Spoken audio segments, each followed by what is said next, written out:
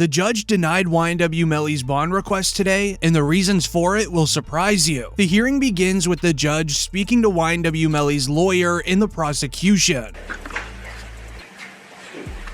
just want to on the record, please, the state of Florida versus Devins, President Lieutenant Devins, his counsel, his state attorney. Yes, so you're indicating you want me to roll this sometime next week? Yes, for a calendar call for Wednesday before it's available. Can I have signed? Just want to remind defense counsel that a trial in this courtroom, so we won't have a lot of time to. It should take 2 seconds. Okay. Thank Put you. it on for Wednesday, please. Thank you. Thank you. As the camera cuts right off when the judge announces his bond is being denied, thankfully Bryce and Paul inside of the courtroom would report for us on Twitter, Judge Murphy has officially denied bail, leading us into the retrial, which begins jury selection on October 9th. In an official order, Judge Murphy issued the following. After careful consideration, this court finds the state has met its burden of demonstrating the proof of guilt, as it is evident and the presumption of guilt is great. The jurors' inability to reach a unanimous verdict does not alter the nation or weight of the evidence of defendant's guilt. In simple terms, Judge Murphy kinda believes YNW Melly is guilty, and once learning the information, this made YNW Melly look extremely defeated inside of the courtroom. He is seen standing up, walking right out of the courtroom while his mom is telling him to smile.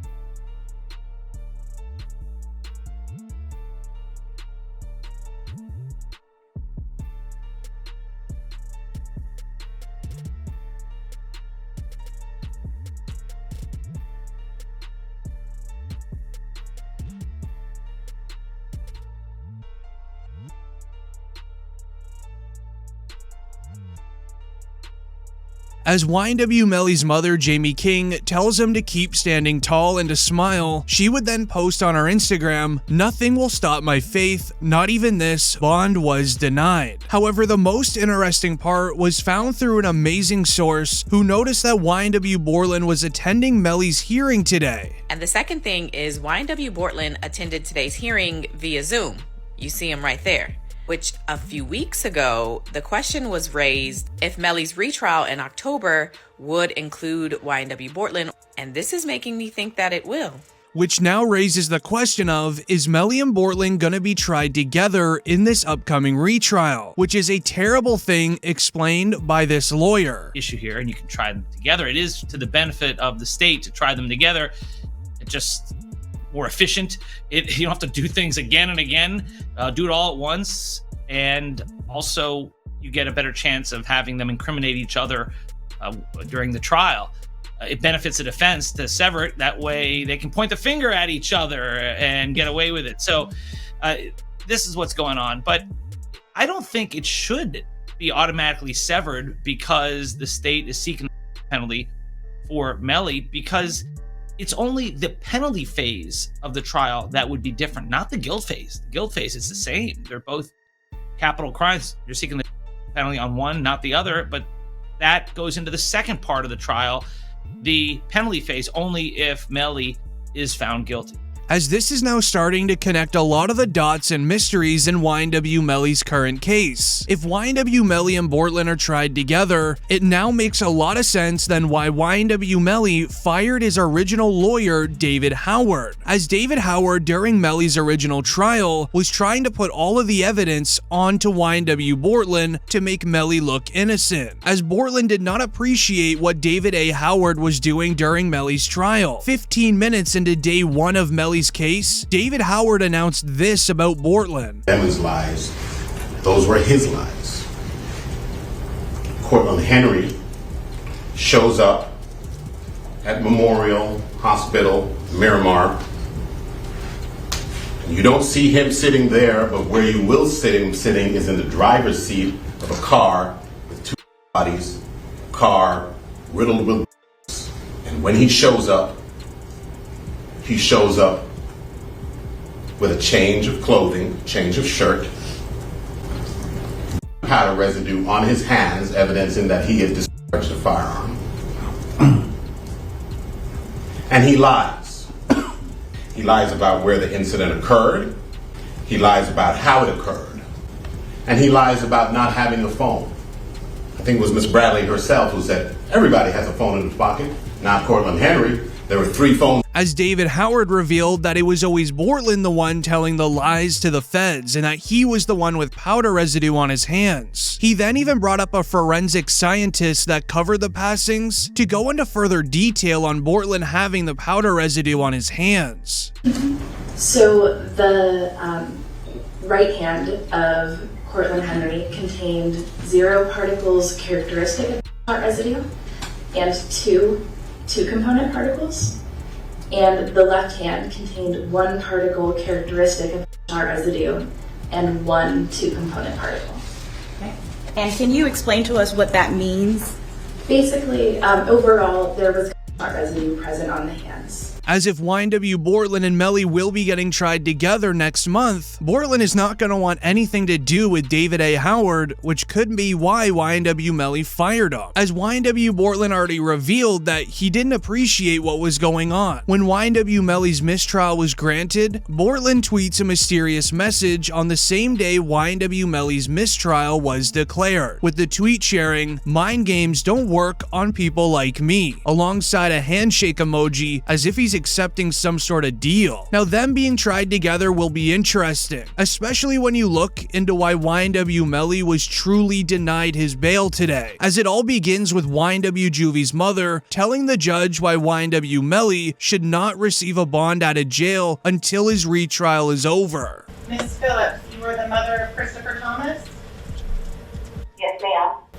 And what are your thoughts or opinion on Jamel Demons receiving a bond in the of your son? I don't think he should receive a bond, but I do know that he's innocent until proven guilty. But these are some serious accusations against him. So, and I understand he has money and don't want anything, nothing to happen to me or my family. So I don't think that he should be granted a bond at all.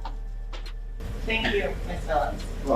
It's hard to hear what she said, but she would say, and I quote, "I do not think he should receive a bond. I do know that he is innocent until proven guilty. However, there are serious accusations against him, and he has money. I don't want anything happening to me or my family. I don't think he should receive a bond at all." To which YNW Melly's lawyer would then object to what she said. I have, again, I would object to the court even considering the statements of people that even the state has no idea where they are. We have, as I brought up several times, prior to the trial, during the trial, we have attempted to subpoena those people for deposition numerous times, most of them. And there's a material witness bond as we speak on Mariah Hamilton. They don't know where she is. As Melly's lawyer made the point of, if YNW Melly gets released and has all of the money accessible to him, why would he want revenge against witnesses in his case? And Melly has no idea where any of them even live. Now, many believe this is a weak objection, but if you remember what these witnesses did to YNW Melly's mother during trial, then you would think otherwise. YNW Juvie's sister, as an example, reached out to YNW Melly's mother, Jamie King, on social media, and she did not hold back. What's been going on in the courtroom? Well, Anjanette, it's been a very interesting morning. It did start off earlier with the defense bringing up an issue. Apparently, Juvie's sister posted on, I guess, one of the social media outlets, and she said that she was going to Jamie King, and so that caused a big, issue in the courtroom. It wasn't anything that we got on tape, but it did happen this morning. It was on the record, and she has a bodyguard now, so that was one of the first issues that the court dealt with this morning. And it was interesting because the judge did basically say, if you needed more security, I can get it for you. Ultimately, it was determined that the security she had, the bodyguard, was going to be enough. So now, shout out to Reddit, because we had to do some digging to find the sister. Now, this is the sister, Ashley Monique. And let me show you the post that she had posted on Facebook, because, honey, it was quite the stir. So she posted this screenshot from Jamie King, YNW Melly's mother, and she said, "Pest control, who called about Now, that was in regards to a post made by Trayvon Glass on his Instagram page where he basically said that he's not worried about anything, and if he's come him. So in a nutshell, Melly's mom is calling Trayvon Glass a, and Monique replied back and says, a is when you do something wrong and not take responsibility and then go and set somebody up because you're scared to lay down. She goes on to say that's not the case here. Fetty was Juvie's friend, not Melly. He was only around because Juvie brought him. Now in the comments, somebody says she better find something safe to do. Another person replied back and says, very well said. Another person tagged Jamie, and somebody else said, come get. Now, Ashley was in the comments and says, she even has a bodyguard, child. Another person replied and says, yeah, she need one because she's talking like she's 200 pounds and she ain't even pushing 100. Now, somebody else posted this and says, she's going to need them because she in the wrong city talking. Now, I think that when Melly's defense attorneys found this, they submitted it over to the judge and basically was like, Juvie's sister's out here Melly's mom. Now, the judge did state that if Melly's mom needed security, he would issue her security, and then he found out that she had a bodyguard, and that would be sufficient enough. As YNW Melly would then be seen in court the next day, asking her if she's okay.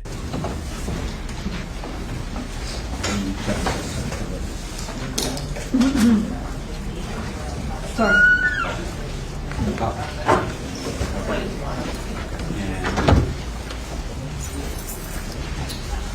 We'll just don't do it.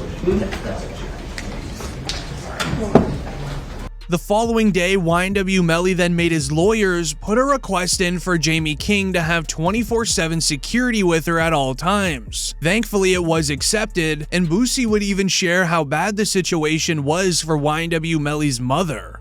Okay, so then I met his mama while he was in. Oh, okay. I met his mom while he was in, and she real, bro. You know, she real. She's stressed out. I heard she had a. Yeah, she real, and I reached my hand out to him, cause I'm real. Yeah, I reached out to him, bro. I met his mom, and she a good woman, bro. And when I see them mamas like that, it remind me of what my mom was going through, bro. I can definitely see a reason why YNW Melly would want some sort of revenge against these witnesses if he was released. However, on the other side for YNW Bortland, they are likely wanting him and Melly to be tried together, all due to his 2018 interrogation, as it all begins with YNW Bortland explaining what really happened when the 4 YNW members were leaving the recording studio on the night of Juvie and Sack Chaser's passing.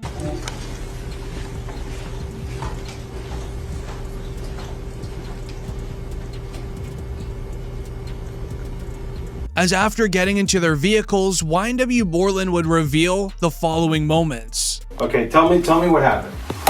Man, I was playing music, getting off the exit. I was already getting sleepy, almost home. You know what I'm saying? And like just out of nowhere, like I just heard, you know what I'm saying? So, and I ducked down, you know what I'm saying, in the car. Actually, and I almost crashed the car. Let me back you up a few minutes. Where were you coming from? I was coming from the studio. From Fort Lauderdale. Fort Lauderdale studio. Which way did you take? I took I-75, 595 to 75. Expressway. Yeah.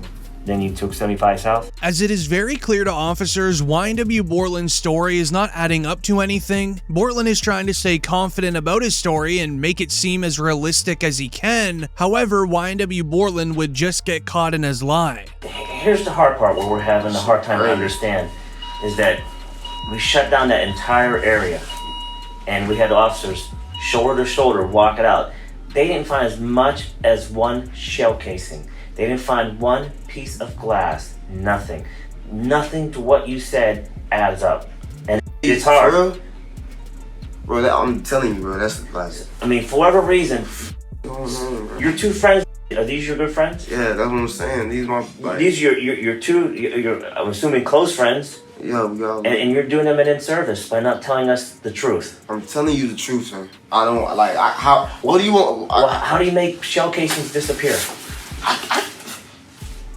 I don't know. How can I tell you about a shell case? As YNW Bortland is not budging from his original story, sticking to the script of the streets, never snitch, and never work with the feds, he refuses to bring up YNW Melly's name during his interrogation. This would make the officers just get annoyed by YNW Bortland, until an officer would then ask, Let's talk about why. Are you having issues with anyone? I mean, we are upcoming artists and stuff, so people like, you know, when you like start doing better than people, they start hating and stuff. You know what I'm saying? So you had some jealousy issues. Yeah, it's like jealousy issues. But I haven't really been on there. But like he like my friend that's way now, God bless. He was telling me like, right. He always was telling me about how people just like today. He was telling me some folks from up our way. What's up your way? Like Vero Beach? Beach. Like that's where I used to stay. You know what I'm saying? So I grew up there. So that's our hometown. You know what I'm saying? So what did your friend say about from Vero Beach? What was he saying to you? He was saying basically just like they were on like Instagram, Facebook, like sneak this. as the officers are now understanding the YNW group is a music label with artists in the area, making it seem as if there is a chance YNW Bortland is telling the truth. However, the interrogation would just go south from here. YNW Bortland begins getting angry at these officers because they're not believing a single word that he is saying. I told y'all the story, and that's it, bro. I don't even talk about it anymore. Like, cause I told y'all. Like, I don't know. Like, I don't know. Okay, just so you know, all right, because you're saying, well, I don't want to talk anymore. There's going to be a lot more questions. There's, and we're not trying to piss you off. The thing is, we don't know your friends. Yeah. So the reason we have to ask all these questions, because the more we know about your friends, your lifestyle, your friend's lifestyle, your friends, his friends, and the circumstances surrounding today, the more, the easier it's going to be for us to try and solve this. Trying to reset the playing field, the police officer would then want details of the in-the-moment actions made during the drive-by. How was Bortland driving? Did he crash into anything? Did he see any faces or license plates, etc.? And I'm driving, ducking for my life, trying to make sure I don't get hit. And you telling me, you telling me about some shit. I don't know. You know what I'm saying? I'm trying to make sure I don't get hit. I'm driving. I'm trying to make sure I don't get hit. You know what I'm saying? What I'm gonna be worried about? You know what I'm saying? I know it's not for you to worry about. Shit crazy, bro. But if you tell me it happened there's got to be some evidence there. There's going to be broken glass, just like there's broken glass over here from when you guys opened the doors and stuff like that. Okay, there's going to be broken glass over there when the windows got out. There's going to be casings from the people at your car. Okay, there's going to be evidence over there. Okay, right now there's nothing. I kind of think I know what happened because I got information. Now, with time running out in their interrogation time, the officer would just flat out ask, if you know who did this, would you tell me? By just telling me the truth, even if it's something that I don't want to hear, but I respect the truth rather than BS, okay? And it's a simple question. If you knew who did this, okay? You may or may not know. If you knew who did this, would you tell me? It's either a yes or no question. Answer. Honestly. Yeah, honestly. The truth. You wouldn't? Because I wouldn't want to be a part of that. I wouldn't want to be. As YNW Bortland does not give a firm yes or no answer using his voice. Instead, he shakes his head no, as this is because if it was YNW Melly who did it, Bortland would then obviously know that. Saying no to the officer would have left Bortland lying, so saying the word no could have caused his voice to crack, or even just come out at a different volume than what he's been using throughout the interrogation. That would be a clear indicator to police that he knows a lot more than what he's sharing. However, the police already had a hunch that it was all a lie. As indicated earlier in the interrogation, there was no signs of broken glass, casings, or anything even in the area Bortlen claimed it occurred at. This would then later be proven as fact, as during the YNW Melly trial, it would be revealed the Jeep that they were driving in did not look like a regular vehicle that has gone through a quote drive-by. Assignment, which is to determine if this is a drive. And my determination was that this is not a drive-by, and it's based upon this picture here, which is a very good picture to describe it. All of these rounds are done. One is done at a stationary position. The at a stationary position when all but one of these rounds are going in. The one round that has some movement in it, which is round site L here, the actually moving in that to create the little bit of a that you see there. Okay, a lot of information in that answer, so let's break it down a little bit. Number, you said 17 outside the car. How many rounds were inside of the car? 3. And can you exclude the for Mr. Williams and Mr. Thomas as coming from outside of the car? Yes. From the driver's side back seat. As to the shot that Christopher Thomas, where did that emanate from? Driver's side back seat. Okay. Is it possible for there to have been 2